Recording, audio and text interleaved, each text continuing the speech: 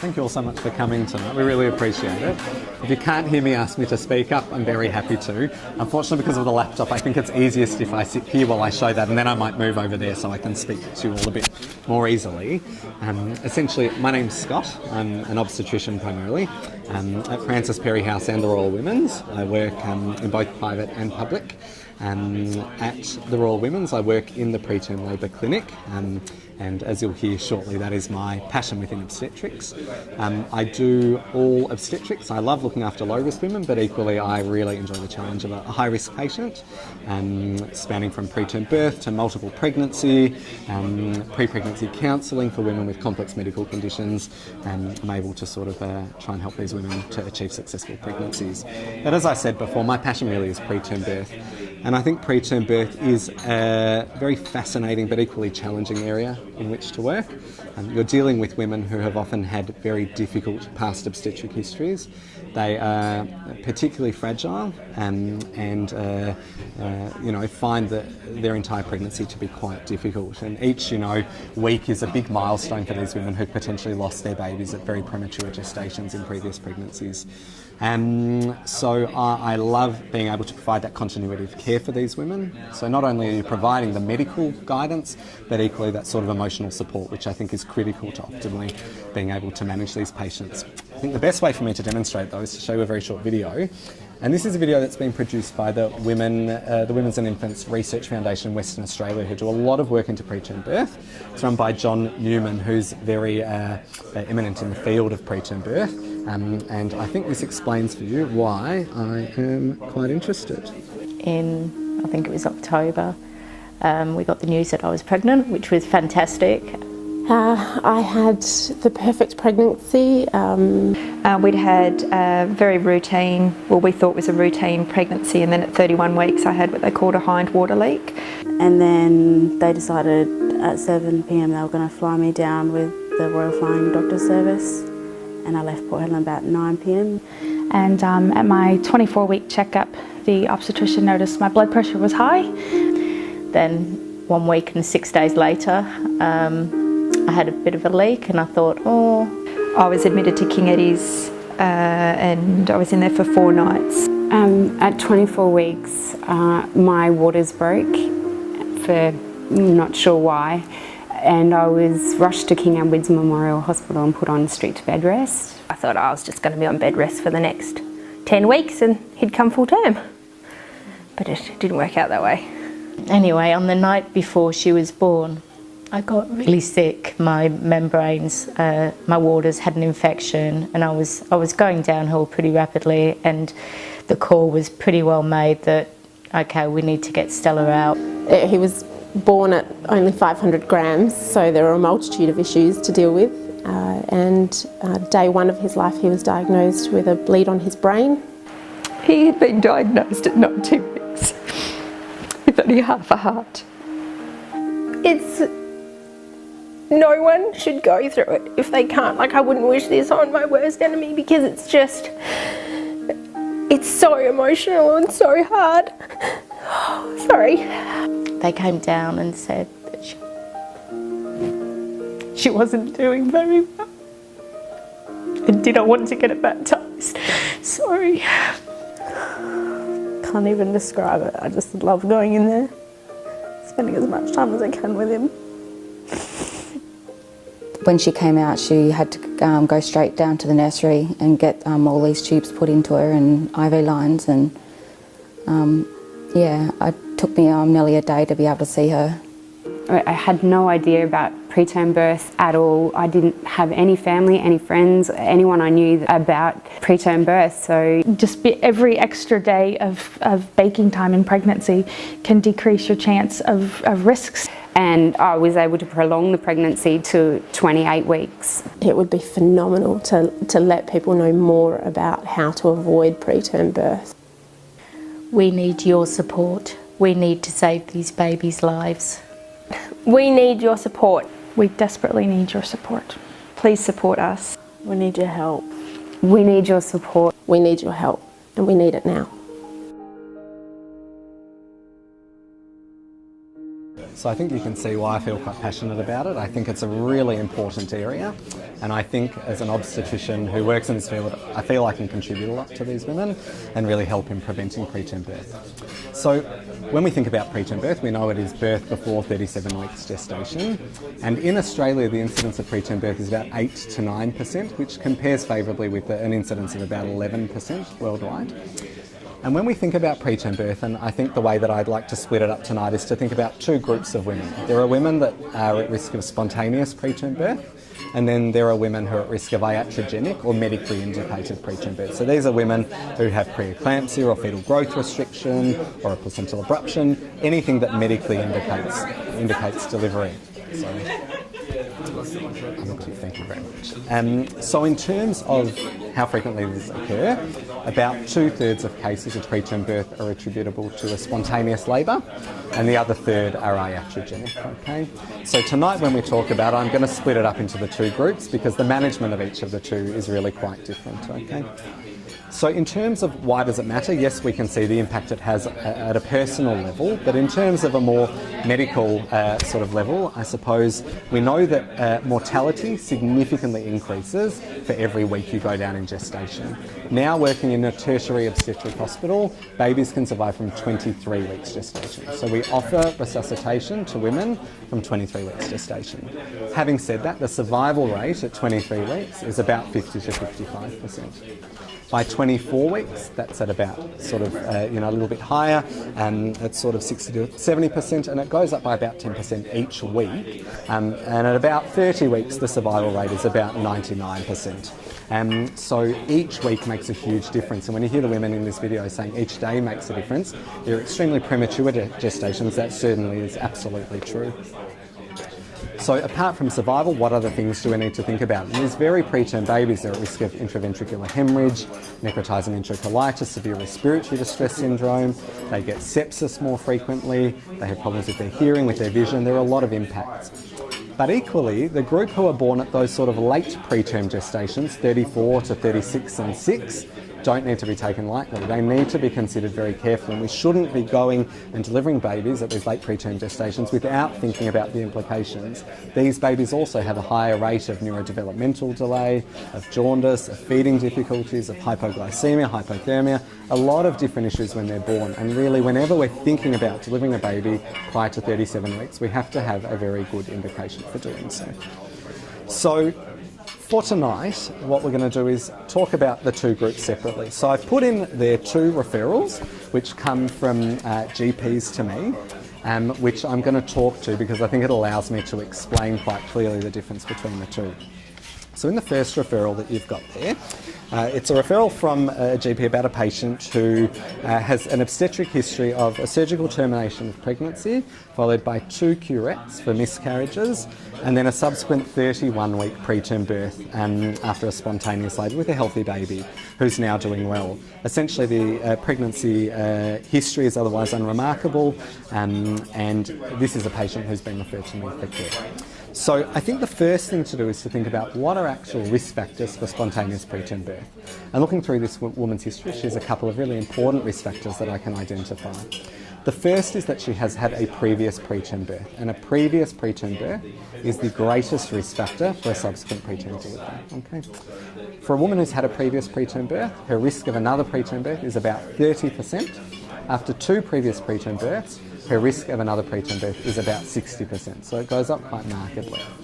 If she at any point has had a term birth, that is a protective factor, and we take that into account. But for a woman, as I say, who's had 2 previous preterm births, her risk is relatively high. So what are the other important risk factors that we need to think about? So any prior preterm birth, especially if it's prior to 34 weeks gestation, any woman who's had a mid-trimester loss, especially where we think that that loss was caused by cervical insufficiency. So what is cervical insufficiency? Cervical insufficiency is what you previously may have heard called cervical incompetence. We don't use that word now, it's considered to be a negative term, so we say insufficiency. But this is essentially women who tend to present in the mid-trimester with painless cervical dilatation. Okay. Other main risk factors are a cold knife cone biopsy, so anyone that's had a cone biopsy is at a very high risk of preterm birth. Any woman that has had multiple, so at least 2 LEPs or LEAP procedures on her cervix, or at least 2 ablative cervical procedures. Interestingly, studies have shown that a single LEP or ablative procedure probably does not increase the risk of spontaneous preterm birth. Any woman that has had at least 3 cervical dilatations, so going back to this referral here, this woman has had a surgical termination of pregnancy plus 2 curettes. This again puts her at high risk of preterm birth. Any woman with a congenital uterine malformation, so it's very common that we see women with a bicornuate uterus or a subseptate or septate uterus. These women need specialist care, as does any woman that's had obstetric cervical trauma. So any woman who tells you that in her last birth she had a cervical laceration, which was particularly needing to be repaired in an operating theatre, she's also at a high risk of spontaneous preterm birth. So these are the main risk factors we need to think about. And once we identify these high-risk women, there are 3 broad categories of management that I, as a specialist, am able to apply. They are cervical surveillance, progesterone, and a cervical suture. And I'm going to go through each of those now for you to explain a little bit more. So cervical surveillance is a process by which women have their cervix measured in terms of its length. And the rationale for this is that we know that there is an inverse relationship between cervical length and the risk of preterm birth. So essentially, the shorter the cervix, the higher the risk of preterm birth, okay? And when we're looking in the mid-trimester, the 10th centile for cervical length is about 25 millimetres, and the 5th centile is 20 millimetres. So what we consider to be high-risk women are women with a cervix of less than 20 to 25 millimetres. And if you have a woman that has had a morphology scan done and they say that the cervix is less than 25 millimetres, she should immediately be referred for specialist care. Okay?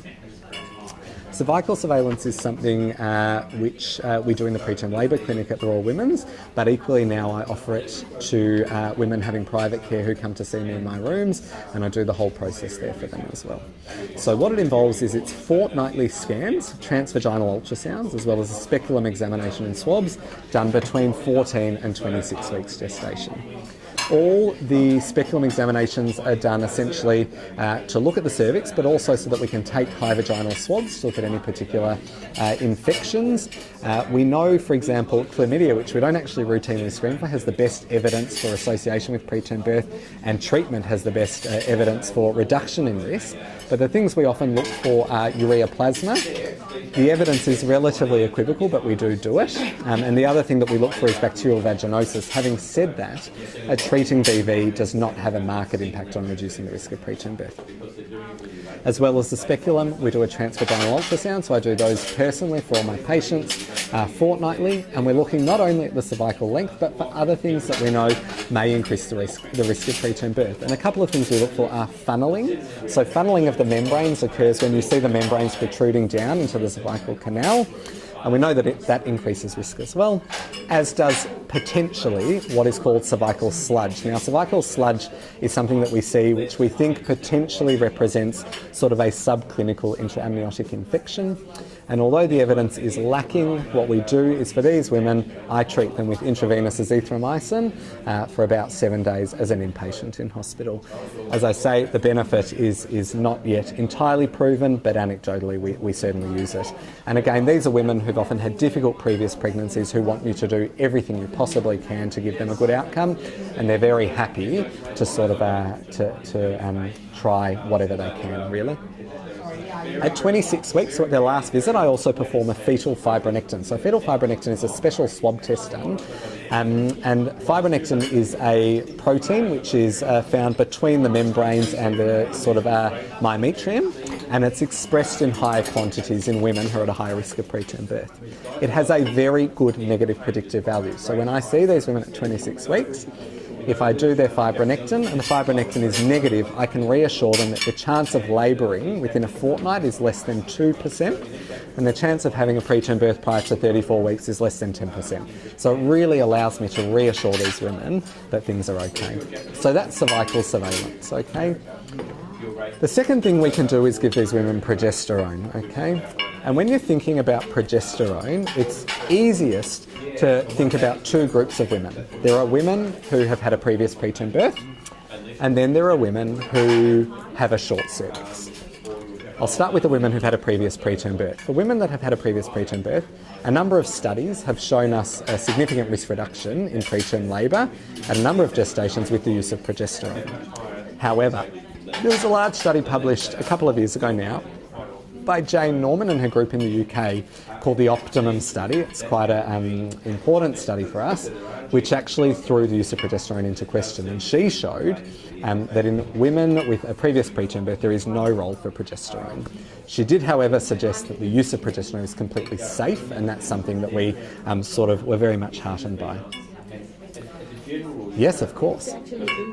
Yeah, so we don't entirely know the mechanism of its action, but we do know that in the second half of pregnancy in particular, it allows the uterus to remain sort of quiescent and silent, and we know that there is certainly withdrawal of progesterone levels prior to the onset of labour.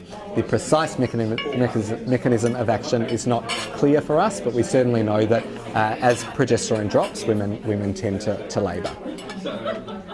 We in Australia give progesterone vaginally, so the other formulation which has been used in some studies is injectable progesterone. We don't have it available for this use in Australia, and we use progesterone at a dose of 200 milligrams at night in these women. In women with a short cervix though, we know progesterone has benefit, okay? And in women with a short cervix under 25 millimetres, RANZCOG endorses the use of progesterone. The third thing is a cervical suture, and essentially, if you go to my little summary here on spontaneous preterm birth, there are three groups of women that benefit from a suture. There are those that have a really poor obstetric history, so women that have had at least 2 preterm births or mid-trimester losses. There are women that have sutures put in based on ultrasound findings, and these are high-risk women with a cervix of less than 25 millimetres, or low-risk women with a cervix of less than 15 millimetres. And then there's a group of women that come in with a dilated cervix in the mid-trimester, and they can have a rescue suture placed. Now, this is a technically challenging suture, but I, for example, last year had a patient that came in 20 weeks with a 3-centimetre dilated cervix. I put a suture in her, and she delivered at 38 weeks. So certainly, the evidence suggests that it adds 5 weeks on average to a pregnancy, but I've certainly seen it work much better than that. Moving on, because we don't have too long, looking at the second referral, for example, this is a woman with a history of 2 pregnancies complicated by severe preeclampsia. And this is certainly the most common reason for an iatrogenic preterm birth in the population that we see. What can we do to prevent preeclampsia in a woman who is high risk? We can give her aspirin, okay? The ASPRE trial, ASPRE trial, was published last year, and it clearly shows us that giving women aspirin, 150 milligrams at night, reduces the risk of preeclampsia in high-risk women by about 62%. So the relative risk of preeclampsia in a subsequent pregnancy is about 0.38, okay? So who should we give it to? We need to give it to women who have at least 1 high-risk factor or at least 2 moderate risk factors for preterm birth, and I've listed them here. So the high-risk factors are essentially underlying hypertension or hypertension in previous pregnancy, or a medical condition like pre-existing diabetes, renal disease or autoimmune disease. 2 moderate risk factors though, so primips, women over the age of 40, BMI over 35, family history of preeclampsia, multiple pregnancy, any 2 of those warrant aspirin. And we give aspirin from 11 to 14 until 36 weeks, okay? So we would commonly see primips with twins, they should all be on aspirin. We'll often see a primip with a BMI of greater than or equal to 35, she should be on aspirin, okay? And we know that the benefits are significant. The other main group that we can really impact are women with chronic underlying medical conditions. And these are women with diabetes or lupus who, if are not optimised in pregnancy, end up having significant exacerbation of their medical conditions. And we need to deliver them often at 32, 34, 36 or even 28 weeks because of worsening renal function, for example. So these are women who should be seen pre-pregnancy, okay? So if you are seeing patients in your general practice who are of reproductive age, who express to you that they are likely going to want to conceive over, the next short period of time, it's really important to refer to an obstetrician that specialises in high-risk pregnancies and can make sure that their pregnancies are being optimised. And we work very collaboratively. I work with obstetric physicians, physicians in multiple areas of medicine, diabetes educators, a number of people that I work with who can ensure that as a group we can give these women the best outcome. And the other thing that you probably see quite a lot of in your practices is women who smoke. And we know that cigarette smoking has a significant impact on the risk of preterm birth. It increases the risk not only of spontaneous labour but also of iatrogenic preterm birth secondary to placental abruption, growth restriction and a number of other conditions, and therefore women who smoke should be strongly encouraged to cease. Good question. Pre-pregnancy, I think it's safe to consume a moderate amount, a low to moderate amount of alcohol. In pregnancy, there is no safe limit of alcohol, and the RAMSCOG guideline is that women do not consume alcohol in pregnancy. So no alcohol in pregnancy is a current recommendation by RAMSCOG. Correct. Binge drinking is the worst, but any alcohol level of consumption level has not been proven to be safe in pregnancy. Other things like placental abruption, we have nothing that we know of based on evidence that can reduce the risk of a woman having a recurrent abruption. Having said that, anecdotally, you'll see a lot of women put on aspirin, high-dose folate, and we do, see that this may potentially work, but again, this is an evidence-free zone, okay? So the main things from an iatrogenic preterm birth perspective are women who are at high risk of preeclampsia should be on aspirin, and possibly calcium. Again, the only proven benefit of calcium is in high-risk women with a low calcium intake. I don't measure calcium intake in my patients, so anyone who gets aspirin gets calcium as well, okay? So this is just a little summary for you of who should essentially be referred to someone that specialises in preterm birth. And equally, just a lot of GPs say to me, what should I be doing for my patients when I see them early in pregnancy? I've also provided you with a summary of the investigations that I recommend that pregnant women have at their booking visit, and hopefully you find it useful.